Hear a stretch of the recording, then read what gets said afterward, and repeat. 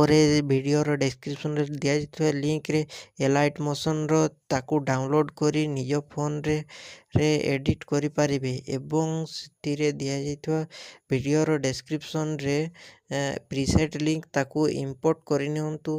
ତାପରେ ସେଥିରେ ଆପଣ ଯାହା କିଛି ଚେଞ୍ଜ କରିବାକୁ ଚାହୁଁଛନ୍ତି ତାହା ଚେଞ୍ଜ କରିପାରିବେ ଏବଂ ନ ଚେଞ୍ଜ କରି ମଧ୍ୟ ଆପଣ ତାକୁ ସିଧା ଡାଉନଲୋଡ଼୍ କରିପାରିବେ।